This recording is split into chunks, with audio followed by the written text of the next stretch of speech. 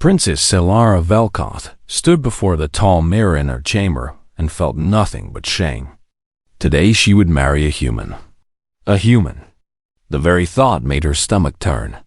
Her people, the Velkari, had ruled their empire for 10,000 years. They had conquered dozens of worlds and bent countless species to their will. And now, to prevent a war with the Galactic Coalition, she was being given to one of the weakest races in the known universe. Her father, Emperor Thravik, had explained the politics to her many times. The coalition had grown too powerful. War would cost too many lives and too many resources. A marriage alliance with Earth would bring peace and open new trade routes. It was logical. It was necessary. But that did not make it any less humiliating. The doors to her chamber opened, and her handmaiden entered with a small bow. "Your Highness, the human has arrived. He waits in the reception hall." Selara closed her eyes and took a deep breath. "What is he like?" The handmaiden hesitated. "He is quiet, Your Highness. He does not speak much. The court finds him unremarkable." Unremarkable. Of course he was unremarkable. Humans were unremarkable by nature. They lived for barely a century. They had no natural weapons, no special senses, no remarkable physical abilities. They had only recently developed faster-than-light travel. The galaxy considered them children playing at being adults. Selara put on her ceremonial robes and walked to the reception hall. The corridors of the Imperial Palace stretched before her like the halls of a prison. Every step brought her closer to a fate she did not choose. The reception hall was filled with courtiers and nobles, all dressed in their finest clothes. They whispered behind their hands as she entered, their eyes filled with pity and barely hidden amusement. Poor Princess Selara, they were thinking, married off to a human like a piece of unwanted furniture. And there he stood at the center of the hall. Daniel Carter, her future husband. He was not what she expected. He was tall for a human, with dark hair and calm gray eyes. He wore a simple black suit that looked plain compared to the elaborate Velkari fashion. He stood with his hands clasped behind his back, watching the room with quiet attention. When their eyes met, he gave her a small nod of acknowledgement. Nothing more. Emperor Thravik sat upon his throne, his ancient face unreadable. He gestured for Selara to approach. "Daughter, meet your betrothed." Daniel Carter, representative of Earth. Daniel stepped forward and bowed. It was not a Velkari bow, it was a human gesture, simple and direct. "Your Majesty." "Princess Selara." "I am honored." One of the nobles nearby laughed softly. "Honored? He should be grateful we are not using his species as servants." The comment was loud enough for everyone to hear. Several courtiers smiled. Selara watched Daniel's face, expecting anger or embarrassment. She saw neither. His expression did not change at all. He simply turned his eyes to the noble who had spoken and looked at him for a long moment. Then he looked away, as if the man was not worth his attention. Strange, Selara thought. Most beings would have reacted to such an insult. But the human seemed unbothered. Perhaps he was too simple to understand. The ceremony took place that evening in the Great Temple. It was a grand affair filled with ancient rituals and sacred vows. Selara spoke her words without feeling, and Daniel spoke his with quiet sincerity. When the priest declared them bonded, there was no celebration, only polite applause and many curious stares. After the ceremony, Selara found a moment alone with her new husband in a quiet garden outside the temple. The stars of Velkara Prime shone above them like scattered diamonds. "I want to be clear with you," Selara said, her voice cold. "This marriage is political. Nothing more. I do not know you, and I do not love you. I agreed to this for my people, not for myself." Daniel nodded slowly. "I understand. You do not seem upset. Should I be?" Solara frowned. Most would be. You have been insulted and dismissed since you arrived. My people look at you like you are an animal. Does that not bother you? Daniel was quiet for a moment. He looked up at the stars, his gray eyes reflecting the distant light. I have learned that words are just words. They only have power if you give it to them. It was a strange answer. Solara did not know what to make of it. She had expected the human to be weak, emotional, easy to read. But there was something about Daniel Carter that she could not understand. Something beneath the surface that she could not see. Come, she said finally. The feast is beginning. We must make an appearance. The feast was held in the Grand Hall, the largest room in the palace. Hundreds of guests filled the long tables, eating and drinking and talking in loud voices. Solara sat at the high table with Daniel beside her. She noticed that he ate little and drank nothing. His eyes moved constantly across the room, watching the guests, the servants, the guards. You watch everything, she said quietly. It is a habit. A habit from what? He did not answer. He simply smiled slightly and continued watching. Halfway through the feast, a toast was called. A noble named Lord Varric stood and raised his glass. To the princess and her human pet, he said with a mocking grin. May their union bring us many years of amusement. The crowd laughed. Solara felt her face grow hot with anger, but she said nothing. Beside her, Daniel remained still. His eyes were fixed on something across the room. His body had gone very still, like a predator sensing danger. Get down, he said suddenly. What? Daniel moved faster than Solara had ever seen anyone move.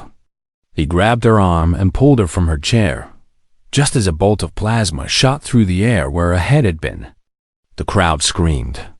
Guards shouted. Chaos erupted through the hall. Solara found herself on the floor, Daniel's body shielding hers. She looked up at him in shock. His gray eyes were no longer calm. They were sharp and focused, scanning the room for the source of the attack. Stay down, he said quietly. Do not move until I tell you. And then he was gone, moving through the chaos like a shadow. Solara watched him disappear into the crowd, her heart pounding in her chest. In that single moment, she realized something important. Daniel Carter was not what he appeared to be. He was something else entirely. The morning after the assassination attempt, the palace was filled with tension. Guards stood at every corner. Officials rushed through the corridors with worried faces. The entire court spoke of nothing but what had happened at the feast, but they did not speak of the assassin. They spoke of Daniel Carter. Solara sat in her private study, listening to her advisors discuss the events of the previous night. The assassin had been caught, a hired killer from the outer reach, paid by someone within the Empire. The investigation was ongoing, but that was not what concerned the court. The human moved before anyone else, one advisor said, his voice filled with disbelief. Before the guards, before the security systems. He saw the attack coming before it happened. Another advisor shook his head. That is impossible. Human senses are inferior to ours. They cannot see plasma bolts before they fire. And yet he did, the first advisor replied. I saw it with my own eyes. He pulled the princess to safety in less than a heartbeat. Solara said nothing. She had replayed the moment in her mind 100 times. The way Daniel had gone still. The way he had said those 2 words, get down, with such certainty.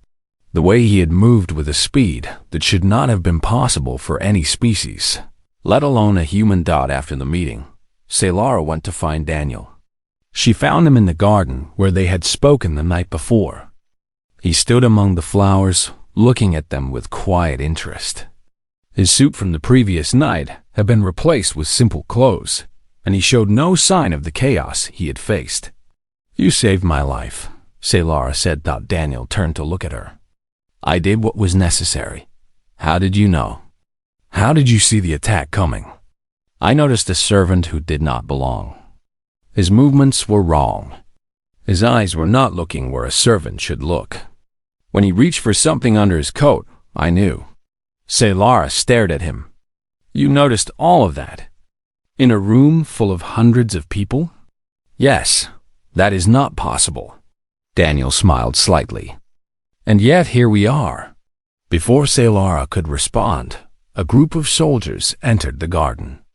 At their head was Commander Draxus, one of the most respected warriors in the Empire. He was tall and powerful, with scars covering his arms from centuries of battle. His eyes were cold and filled with hatred as he looked at Daniel. Human, Draxus said, his voice like grinding stone. I have come to speak with you. Daniel turned to face him. His posture did not change. His expression remained calm. Commander Draxus, what can I do for you? You can explain yourself. Last night, you touched the princess.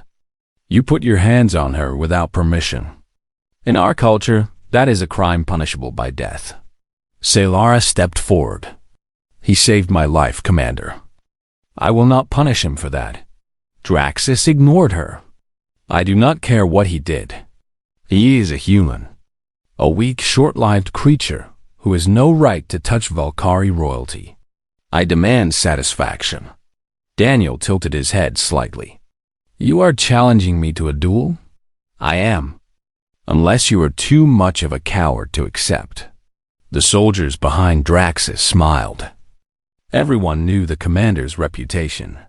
He had fought in over 300 duels and had never lost. He had killed warriors twice his size with his bare hands. A human would be nothing to him. Saylara waited for Daniel to refuse. She waited for him to ask for a champion or claim diplomatic immunity. Any sensible being would avoid fighting Commander Draxus. I accept, Daniel said simply. The garden went silent. Draxus looked surprised for a moment, then his face twisted into a cruel smile. Very well. We will fight at noon in the Arena of Honor. Try not to die too quickly, human. I want to enjoy this. He turned and walked away, his soldiers following behind him. Saylara grabbed Daniel's arm as soon as they were gone. Are you insane? She demanded. Draxus has been a warrior for over 200 years. He will kill you. Perhaps. Why did you accept? You could have refused. No one would have blamed you. Daniel looked at her with those calm gray eyes. If I refused, you would have found another reason to challenge me. Men like Draxus do not stop until they get what they want. Better to face him now and end this. End this? He will end you. Daniel smiled. It was a small smile, quiet and knowing. We shall see. The Arena of Honor was an ancient structure in the heart of the palace complex. Thousands of Valkyrie filled the seats, eager to watch a human die. Emperor Thravik sat in the royal box, his face unreadable. Saylara sat beside him, her hands clenched tight in her lap. Daniel walked into the arena wearing simple training clothes. He carried no weapon. Draxus stood on the other side, his massive body covered in ceremonial armor. He held a long blade that glowed with energy. You do not even carry a weapon, Draxus laughed. This will be over quickly. Daniel said nothing. He simply stood there, waiting. The horn sounded, and Draxus attacked. He moved with incredible speed, his blade cutting through the air toward Daniel's neck. It was a killing blow, meant to end the fight in one strike. Daniel was not there. He had moved. Not backward, not to the side, but forward inside the arc of Draxus's blade. His hand shot out and struck the commander's wrist. The blade flew from Draxus's grip and clattered to the ground. The crowd gasped. Drx roared and swung his fist. But Daniel was already moving. He flowed around the commander's attacks like water around stone. Every punch missed. Every grab found only air. Daniel's movements were precise and economical. He wasted nothing. Then he struck. 3 blows. One to the throat, one to the knee, one to the temple. They happened so fast that most of the audience did not see them. One moment Draxus was standing. The next moment he was on the ground, gasping for breath and unable to move. The fight had lasted less than a minute. Silence filled the arena. No one could believe what they had just seen. Commander Draxus, the greatest warrior in the Empire, had been defeated by a human. Not just defeated, humiliated. Daniel walked to where Draxus lay and reached down. For a moment, Solara thought he would kill the commander. Instead, Daniel offered his hand and helped Draxus to his feet. "You fought well," Daniel said quietly. "There is no shame in this." Draxus stared at him with wide eyes. He did not speak. He could not speak. His entire understanding of the universe had just been shattered. Emperor Thravik stood in the royal box. His voice echoed across the arena. "Human, explain yourself. What are you?" Daniel looked up at the Emperor. His gray eyes were calm, as always. "I am what my people made me, Your Majesty. Humans have survived ice ages and wars and plagues that killed millions. We have learned to adapt, to endure, to overcome. You see us as weak because we are small and short-lived. But weakness has many faces. And sometimes, the weakest-looking creature is the most dangerous of all." He bowed once and walked out of the arena, leaving thousands of stunned Valkyrie in his wake. That night, Solara sent a secret message to Earth's embassy. She asked them one simple question: "Who is Daniel Carter?" The response came within the hour. It contained only 3 words: information classified. "Apologies." Solara read the message and felt a chill run down her spine. Her husband was hiding something. Something big, and she was determined to find out what it was. 3 weeks had passed since the duel, and Solara found herself doing something she never expected. She was spending time with her husband, not because she had to, because she wanted the dot. It had started with small things. She would find Daniel in the library, reading histories of her people with genuine interest. She would see him in the training grounds, watching the soldiers practice with thoughtful eyes. She would catch him standing on balconies at night, looking up at the stars as if searching for something only he could see. Each time, she would approach him. Each time they would talk. And each time, she learned something new. Daniel told her about Earth. He told her about its oceans and mountains and forests. He told her about the wars humans had fought against each other, against nature, against extinction itself. He told her about the plagues that had killed billions and the disasters that had nearly ended their species. And he told her how, every single time, humanity had survived. "We are not strong like the Valkyrie," Daniel said one evening as they walked through the palace gardens. "We cannot live for centuries or see in the dark or survive in extreme temperatures. But we have something else." "What?" Solara asked. "Stubbornness." He smiled slightly. "We refuse to die. No matter what the universe throws at us, we find a way to keep going. It is not always pretty. It is not always noble. But it is who we are." Solara found herself thinking about his words long after they parted. She had always been taught that humans were inferior, weak creatures who had stumbled into the stars by accident. But the more she learned, the more she began to doubt everything she had been told. One morning, news arrived at the palace that changed everything. A Valkyrie colony on the edge of the Empire had been attacked by raiders from the Outer Reach. The settlement of Thyrasix was under siege. Thousands of civilians were trapped, including many children. The military was spread thin across the Empire, and reinforcements were days away. Emperor Thravik called an emergency meeting of his advisors. Solara attended, as was her right as a princess of the blood. Daniel was not invited, but he stood at the back of the room, watching silently. "We cannot spare the forces," one general said. "Thyrasix is a minor colony. If we pull ships from other sectors, we leave ourselves vulnerable to attack. So we abandon them? Selara demanded. We leave our own people to die. We make difficult choices for the good of the Empire, her father said coldly. This is what leadership requires. Then I will go. Everyone turned to look at the back of the room. Daniel stepped forward, his gray eyes steady. You? The general laughed. One human against a raider army? Do not waste our time. I did not say I would fight them alone. Give me a transport ship and whatever soldiers can be spared. I will organize the defense until reinforcements arrive. The Emperor studied Daniel with narrow eyes. You think you can succeed where our military cannot? I think I can try. The alternative is doing nothing while innocent people die. I am not willing to accept that. Silence filled the room. Then Selara stepped forward. I will go with him. Absolutely not, her father said. I will not risk my daughter on a fool's mission. It is not your choice, father. I am a princess of the blood, and I have the right to defend my people. Daniel and I will go together. The Emperor's face darkened with anger, but he said nothing. He knew his daughter well enough to know that arguing would be pointless. She had made her decision. The journey to Thyra 6 took 2 days.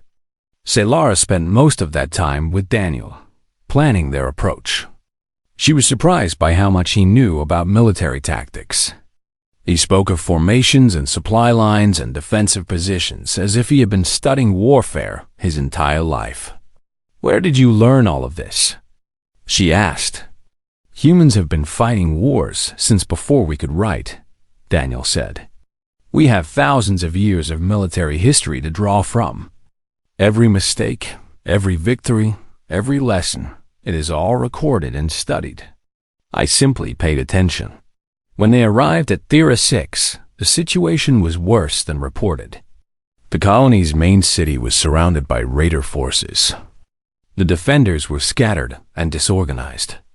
Communications had been disrupted. Hundreds had already died. Daniel took command immediately. He gathered the surviving officers and explained his plan with calm precision. He positioned snipers on rooftops. He organized civilians to build barricades. He identified weak points in the raider lines and planned counterattacks to exploit them. Selara watched him work with growing amazement. The Velkari soldiers listened to him, actually listened, despite their pride, despite their prejudice. There was something in his voice that commanded respect, something that made people want to follow him. The first raider attack came at sunset. They charged the barricades with overwhelming numbers, expecting easy victory. Instead, they met coordinated fire from multiple positions. Daniel had predicted exactly where they would attack and had prepared accordingly. The raiders fell back with heavy losses. The second attack came at midnight. The third came at dawn. Each time, Daniel adjusted his defenses. Each time, the raiders were pushed back. He seemed to be everywhere at once, leading charges, treating wounded soldiers, encouraging frightened civilians. He did not sleep. He did not rest. He simply kept fighting. On the second day, Selara found herself fighting beside him when a group of raiders broke through a weak point in the line. She had trained with weapons since childhood, but she had never fought in a real battle before. Fear clawed at her chest as the enemy closed in. Then Daniel was there. He moved through the raiders like a storm, his fists and feet striking with devastating precision. He was not fighting like a soldier. He was fighting like something else, entirely something ancient and powerful, and utterly without fear. When the last raider fell, Daniel turned to Selara. Blood stained his clothes, and his breath came in short gasps, but his eyes were as calm as ever. Are you hurt? He asked. No, thanks to you. She looked at the bodies around them. How do you do it? How do you fight like that? Daniel was quiet for a moment. Then he said something that Selara would never forget. Humans have been fighting wars since before we could write. We have killed more of our own kind than any alien species ever could. War is in our blood. It is part of who we are." He paused and looked at her with something like sadness in his eyes. "But so is the desire to protect. That is why we fight. Not because we love violence, but because we love the people behind us. And we will do anything to keep them safe." Reinforcements arrived the next morning. The raiders retreated into the wilderness, and the colony was saved. Over 3,000 civilians survived because of the defense. Daniel had organized Dot as their transport lifted off from Thyra 6. Selara sat beside her husband and felt something she had not expected. She felt proud. Proud to know him. Proud to have fought beside him. And for the first time, she wondered if their marriage might become something more than political. News of Thyra 6 spread across the empire like wildfire. The human who had married the princess had saved the colony. He had organized a defense against impossible odds and won. Some called him a hero. Others called him a threat. But everyone spoke his name, Daniel Carter. The weeks that followed were filled with tension. Commander Draxus, still nursing his wounded pride from the duel, had disappeared from public view. Rumors spread that he was gathering allies among the conservative factions who opposed the peace treaty with Earth. Some whispered of rebellion. Others dismissed such talk as paranoia. Selara watched her husband carefully during this time. Since returning from Thyra 6, Daniel had become quieter than usual. He spent long hours studying reports and meeting with various officials. When she asked what he was doing, he simply said he was being careful. Careful of what? She pressed. Of what comes next. She did not understand his meaning. Not until the night everything changed. It was a celebration. The emperor had declared a feast to honor the anniversary of his reign. The grand hall was filled with nobles and officials and foreign dignitaries. Music played. Wine flowed. Everyone seemed happy. Everyone except Daniel. Selara found him standing near a window, watching the crowd with sharp eyes. His body was tense, like a coiled spring waiting to release. "Something is wrong," he said quietly. "What do you mean?" "The guards. Some of them are not regular palace security. Their weapons are different. Their formations are wrong." He turned to look at her, and she saw something in his eyes that she had never seen before. Urgency. "Selara, I need you to trust me. When I tell you to run, you run. Do not stop. Do not look back. Go to the emergency shelter beneath the east wing." "Daniel, you are scaring me." "Good. Fear will keep you alive." Before she could respond, the lights went out. Screams filled the darkness. The sound of plasma fire echoed through the hall. When emergency lighting flickered on, Selara saw chaos. Armed soldiers were storming through the doors, firing at the palace guards. Nobles ran in every direction. Bodies fell to the floor. And standing at the center of it all was Commander Draxus. "The time for weakness is over," Draxus shouted, his voice carrying above the screams. "The Emperor has sold our empire to humans. Tonight, we take it back." Selara felt Daniel's hand close around her arm. "Run, now. But my father, I will protect him. Go." He pushed her toward a side door, and she ran. She did not want to. Every instinct told her to stay and fight. But something in Daniel's voice, something absolute and commanding, made her obey. She reached the shelter beneath the east wing and sealed the door behind her. Through the security monitors, she watched the battle unfold. What she saw would haunt her. Dreams for years. Daniel moved through the grand hall like nothing she had ever seen. The rebel soldiers fired at him, but he was never where their shots landed. He flowed between attacks like smoke through fingers. His movements were impossibly fast, impossibly precise. He disabled enemies with single strikes, not killing them, but dropping them instantly. Selara had seen skilled warriors before, She had seen her people's greatest champions fight with strength and speed that seemed superhuman.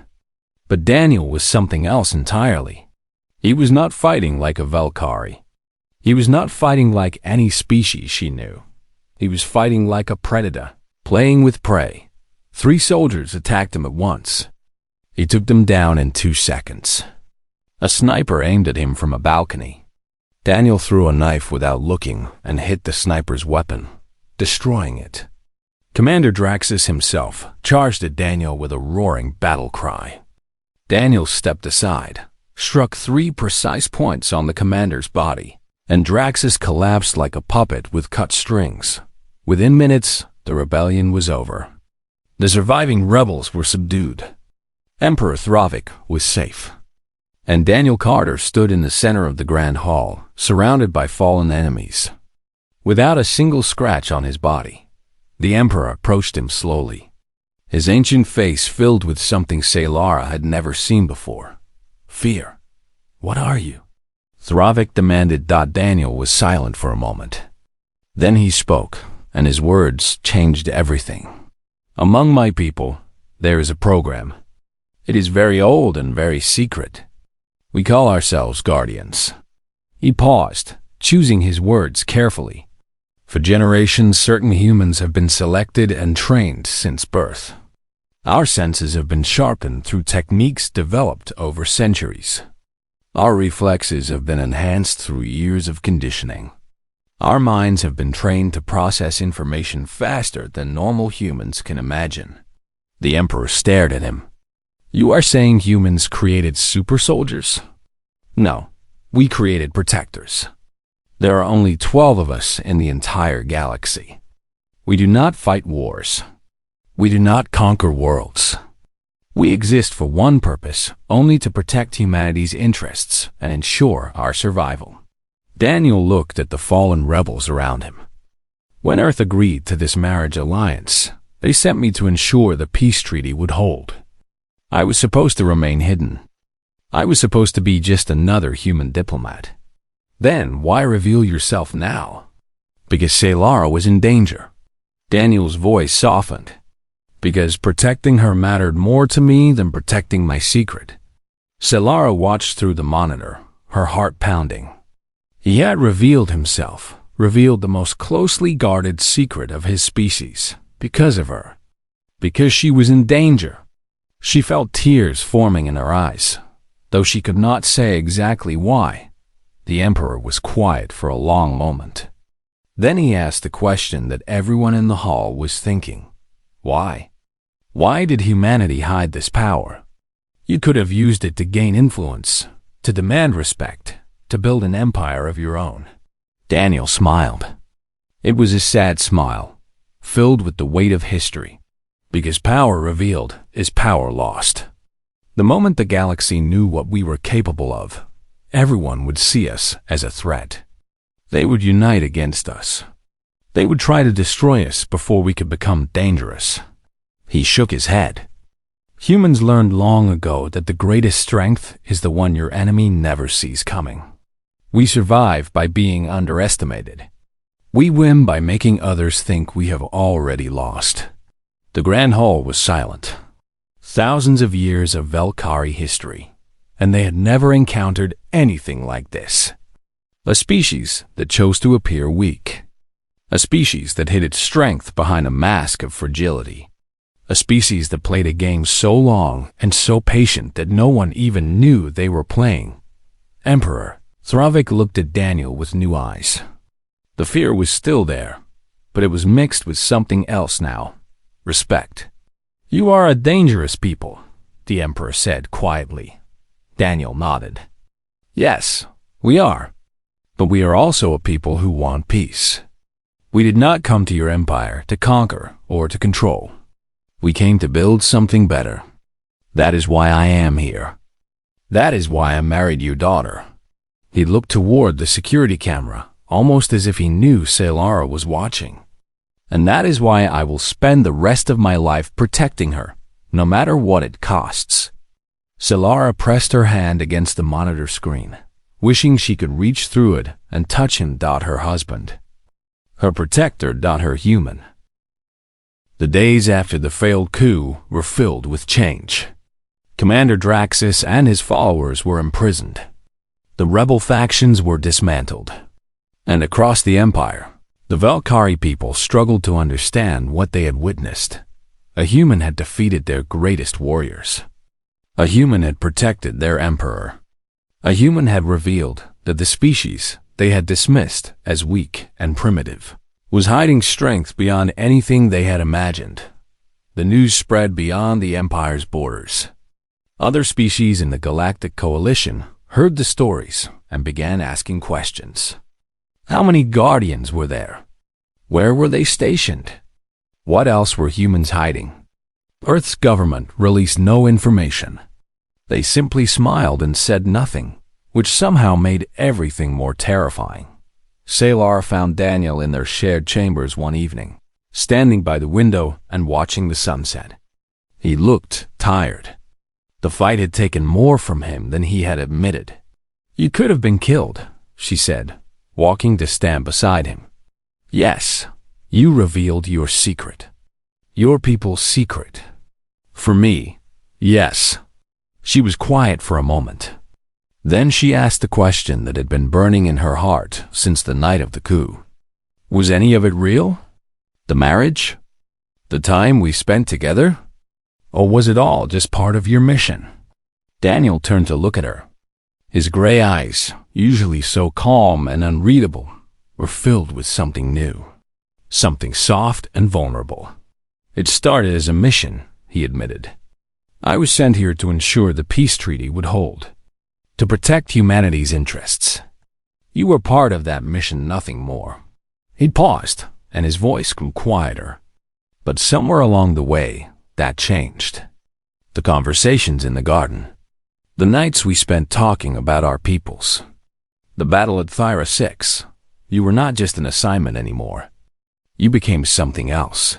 What? Someone I care about. Someone I would give my life to protect. Not because my mission demands it, but because I cannot imagine a world without you in it. Salara felt her eyes burning with tears. She had spent her entire life being treated as a political tool, a princess to be traded for alliances and treaties.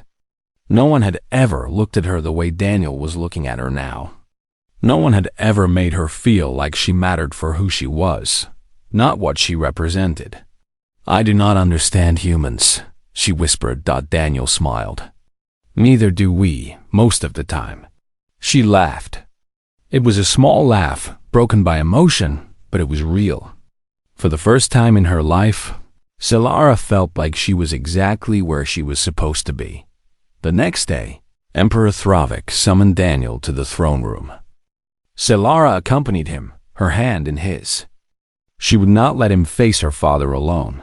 The throne room was empty, except for the emperor and a handful of his most trusted advisors. Thravik sat upon his ancient seat, studying Daniel with calculating eyes. "I have thought long about what you revealed," the emperor said. "Humanity's hidden strength. Your guardians. The game your species has been playing for centuries." He leaned forward. "I should be angry. I should feel deceived. Instead, I find myself impressed." Daniel said nothing. He simply waited. "I am offering you a position," Thravik continued. "Head of Imperial Security. You would have power, resources, influence. You would help shape the future of this empire." Salara felt Daniel's hand tighten around hers. She knew what he would say before he spoke. "I am honored, Your Majesty, but I must decline." The emperor raised an eyebrow. "You refuse power? Influence? That is unusual. I am not here for power. I am not here for influence. I am here because your daughter needed a husband, and Earth needed peace." Daniel looked at Salara, and his eyes softened. "That peace has been secured. Now I want only one thing to stay with Salara.